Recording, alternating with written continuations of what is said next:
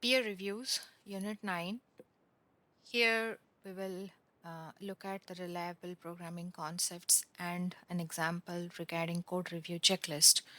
What are the various key aspects of peer reviews, various STLC attribute peer reviews, etc.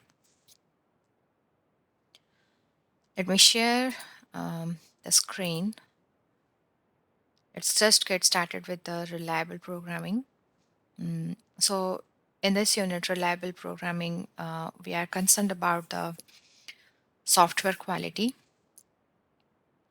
So, software quality is related to creating a successful software product by providing useful features for users. And you need to create a high quality product that people can use, and the customer should be able to have confidence on your product that it should not crash or lose any information. There should not be any type of mistakes. But however, what exactly does better software mean? In order to answer this question, this lesson is going to introduce us to some common software quality characteristics, and some of the important quality characteristics we are going to look at in our next slide here. So these are some of the product or software quality characteristics or attributes. Mm, Here we have reliability, availability, resilience, maintainability, and the other associated attributes. So quality attributes basically fall into three groups. The reliability attributes such as reliability, availability, security, and resilience. So these all relate to the software's ability to deliver its functionality as expected by users without going wrong. And the user experience attributes are the responsiveness and usability. These relate to the user's interaction with your product. The maintainability is a complex attribute related to how easy it is for developers to make changes to the program to correct bugs and add new features. So next is programming for reliability. There are different techniques for reliability improvement that is mostly adopted in the software company. So fault avoidance. You should program in such a way that you avoid introducing faults into your system. In input validation, you should define the expected format for user inputs and validate all inputs conform to that format. In failure management, you should implement your software so that the program failures have minimum or minimal impact on product users. There are different causes of programming errors that is often seen.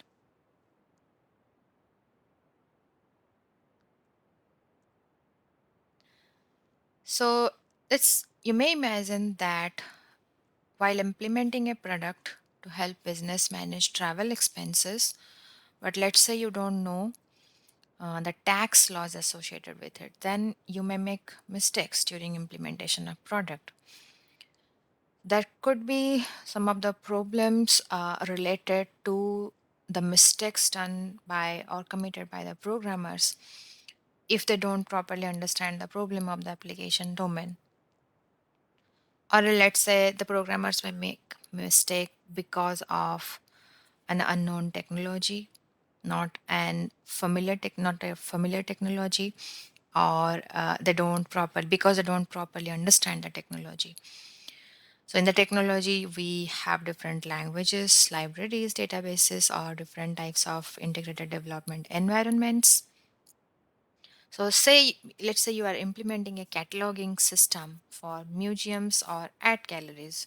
So you want to use MySQL due to having experience in it. But museum system could be complex and you may likely make errors in fitting object descriptions into the system. If you had chosen the NoSQL database, there is another one database NoSQL which is called as MongoDB. This perhaps could have been avoided. That is one type of your technology error. And there are program errors as well.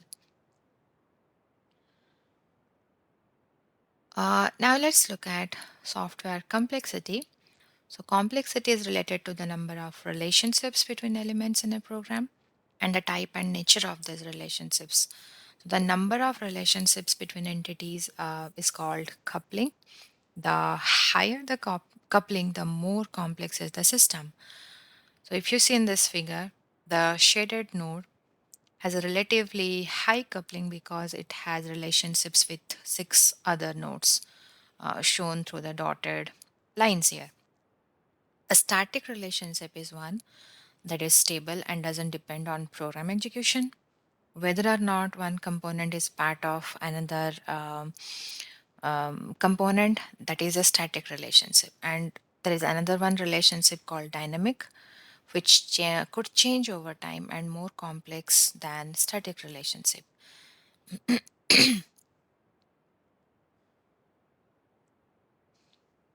Let's say, let's look into different types of complexities which may incur in software development. So, reading complexity, it reflects how hard it is to read and understand the system. Then there is structure and complexity, which deals with the number and types of relationship between the structures. It may be associated with your class, objects, methods in your program. And there is data complexity, which is related to representation of data used and relationship between the data elements in your program. Then there is design complexity. Uh, so it reflects the complexity of decisions in your program, and it could be reduced by avoiding deeply nested conditional statements that we use in our programming, or to avoid complex conditional expressions. Uh, Ensure that every class has a single responsibility. So, for a specific problem or system design, classes are the main attributes to consider. You should design classes in a way so that there is only a single reason to change a class. And if you adopt this approach, your classes will be smaller and more cohesive. They will therefore be less complex and easier to understand and change. Here is one example of a class named as device inventory. To illustrate the single responsibility principle, the figure shows two versions of the class diagram of a class called device inventory, which could be a part of a business product for inventory management. This keeps track of who uses the business laptops, tablets, phones. The original version of the class shown in the figure A, where there are methods to update the attributes of the class.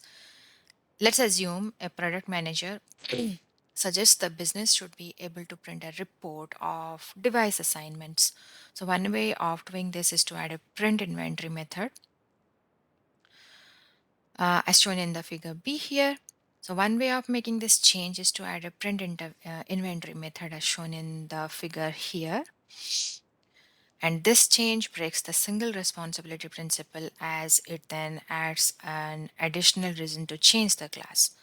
So without the print inventory method, the reason to change the class is that there has been some fundamental change in the inventory, such as recording, which is using their personal phone for business purposes. However, if you add a print method, you are associating another data type, a report, with that class.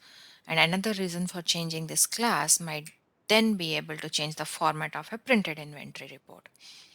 So instead of adding a print inventory method to device inventory, it is better to add a new class to implement the printed report. Okay, like the way it is shown here. So it is better to just add a new class to represent the printed report. Okay.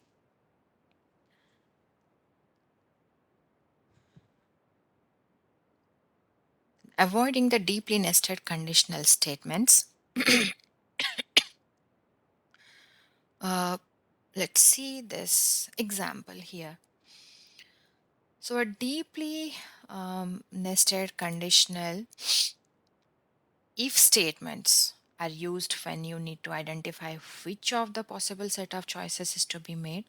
So, for example, the function age check here is a short Python function that is used to calculate an age multiplier for insurance premiums.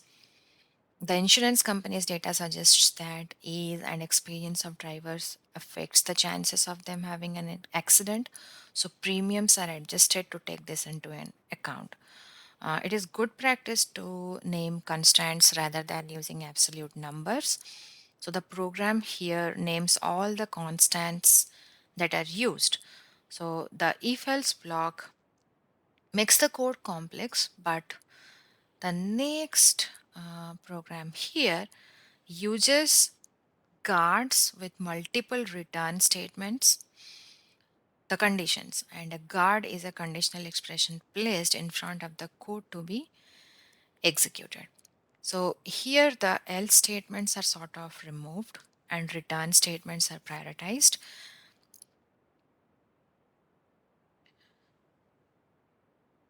Avoidance of deep inheritance hierarchies. So to understand this, let's see the hierarchy of hospital staff example.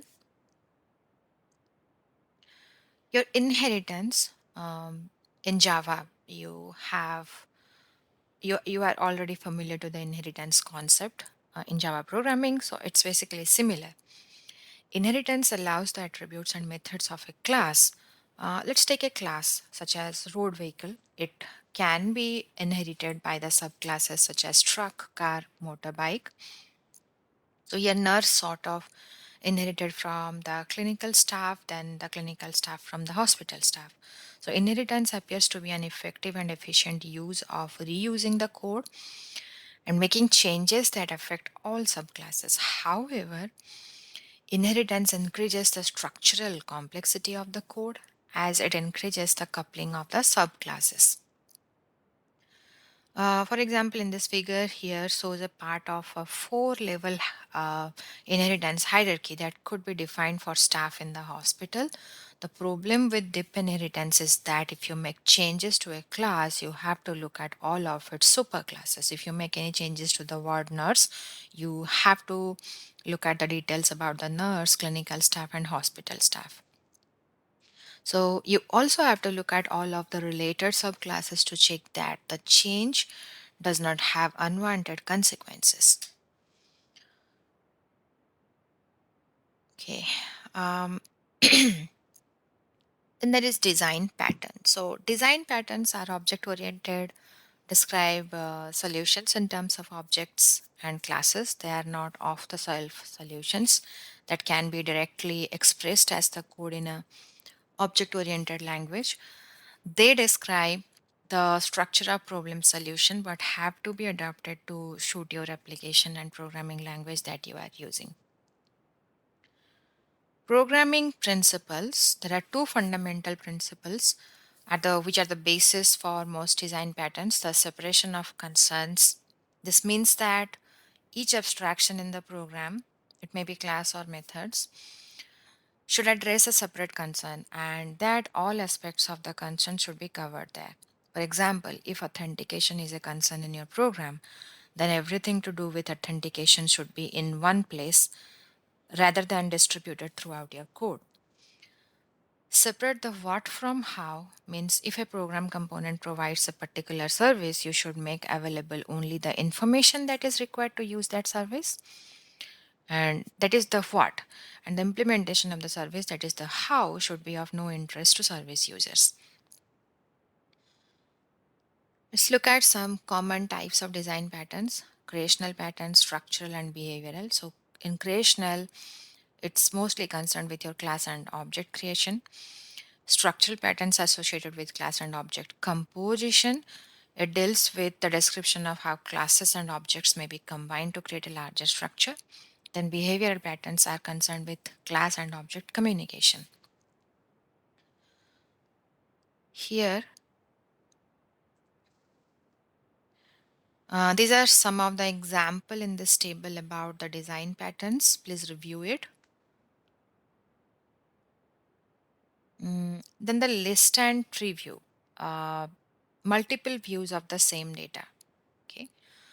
So let's assume you want to implement a product in which you want to give the user the ability to create multiple views of some dynamic data object. So users can interact with any of the views, and changes that are made should be immediately reflected in all other open views. For example, if you're implementing a product that's aimed at people interested in family history, you may provide both a list view and a family tree view of users' ancestors. The refactoring concept is about making a program more readable and more understandable. It also makes it easier to change, which means that you reduce the chances of making mistakes when you introduce new features. In your refactoring process, this is your refactoring process. So, always during planning of a product, you should include time for code refactoring. Um, there is a term named as code smell. That means the starting point for refactoring should be to identify the code smells. So, code smells are the indicators in the code that there might be a deeper problem. So, for example, very large classes may indicate that the class is trying to do too much, and this probably means that its structural complexity is high. So, some of the examples of code smells are provided. Large classes may mean that single responsibility principle is being violated. So, break down the large classes into easier to understand smaller classes. Long methods and functions may indicate that the function is doing more than one thing, so split it into smaller, more specific functions or methods. Then there is duplicated code, which may mean that when changes are needed, these have to be made everywhere the code is duplicated. Then meaningless names are the sign of programmer haste. They make code harder to understand. Replace with meaningful names and check for other shortcuts that the programmer may have taken.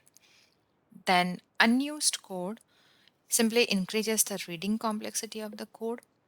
Delete it even it has been commented out, and if you need it later, then you should be able to retrieve it from the code management system. Some examples of refactoring for complexity reduction. Code smells point you to code that needs to be refactors.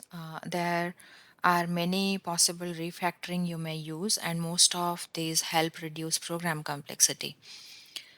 So, in the reading complexity, you can rename a variable, function, or class names throughout your program to make your purpose more obvious. In structural complexity, you can break long classes or functions into shorter units that are likely to be more cohesive than the original large class.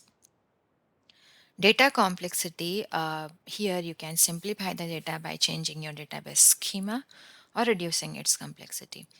For example, you can merge related tables in your database to remove duplicated data held in these tables. And decision complexity is something where you can replace a series of deeply nested if then else statements with guard clauses, as explained before in the slides earlier.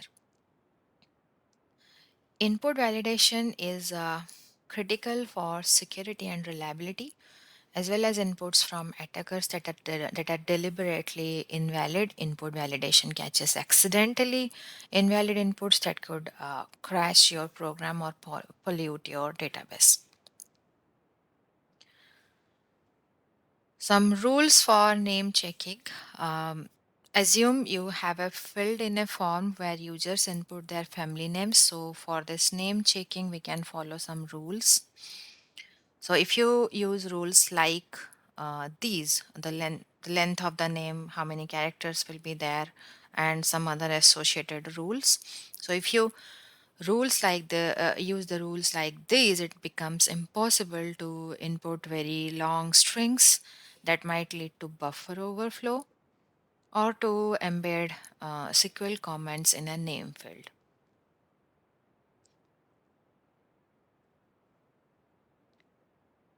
Then how to implement, what are the different ways of implementing input validation?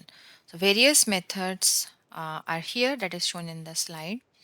You often need combination of these approaches. So built-in validation functions, here you can use input validator functions provided by your web development framework.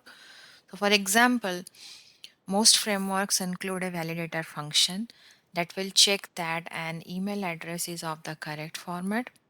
Type coercion functions, so you can use type coercion functions such as int function in the Python that convert a particular input string into a desired type, or explicit comparisons where you can define a list of allowed values, possible abbreviations, and check inputs against the list.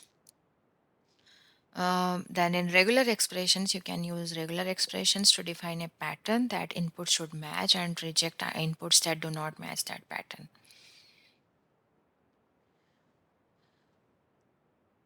Failure management. Um, so what is failure management? So software can be so complex that of irrespective of how much effort you put in into fault avoidance, you will certainly make mistakes. So program failures may also be a consequence of failure of an external service or component that your software depends on. Some of the failure categories are your data failures, program exceptions, and timing failures. So, data should not be corrupted, work recovery options should be available, and software must not crash, and data properly should be file secured. You're familiar to the concept of exceptional handling.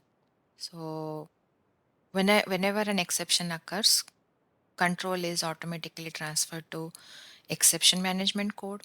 So most modern programming languages include a mechanism for exception handling.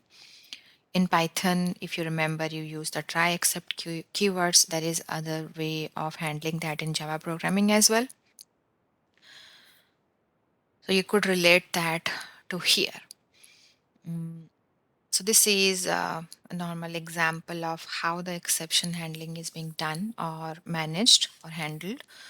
So in a normal processing, if an exception is raised, you can exit the code if there isn't an exception in case of normal processing, or if there is an exception, then there should be an exception handling code to handle it properly.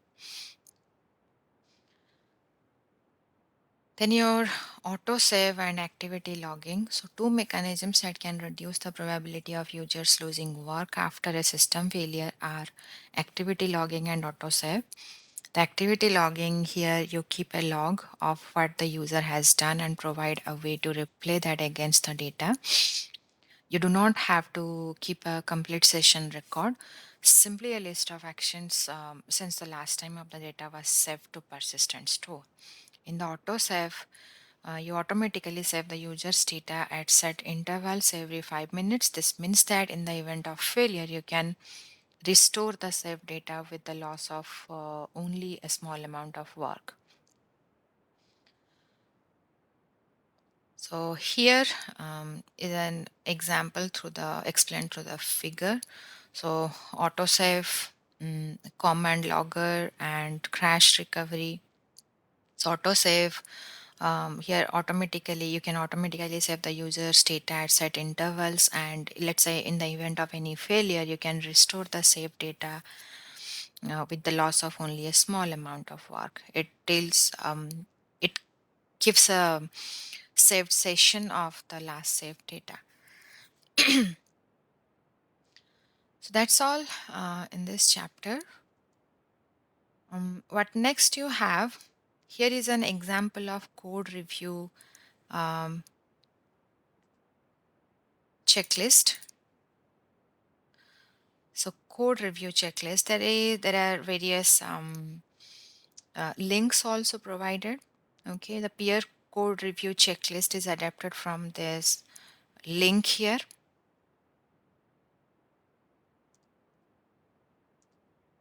It is that can be seen through this link if you need more details about it.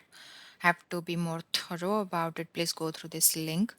So some of the code review checklists. So um, typically during a code review, there are some of the essential items need to be taken care of, and some of the code review checklist items, the questions are categorized based on the structure, documentations, what variables and type of variables being used, what type of style is adopted, what is the basic architecture.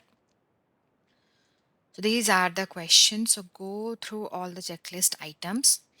Mm, In the code peer reviews, there are different best practices of the code review. The details could be um, referred from this link here. Some of the example of code review checklist and the guides. Here is a link about the secure code review checklist, and this is a sample template for the code review and an example from where the checklist has been collected. So it's from a GitHub site. So generally, there could be some general code review questions. So these are the questions: How does the code work? What are the intended functions? What does the understandability matters? And something related to performance, security, documentation, and testing. Some useful links about the code review and reliability, reliable programming. And then next there is a last test that you need to complete, and the due date is on May. So no submission past that due date will be accepted. So complete this, and this is your last test for this course, and this is our last class as well. So in case of any questions, please email me. If you need to discuss about something, also have any questions about final grade, please let me know as well. Soon I'll be posting the final grade weighted distribution. I'm still working on it. Yeah, that's from my end. Thank you.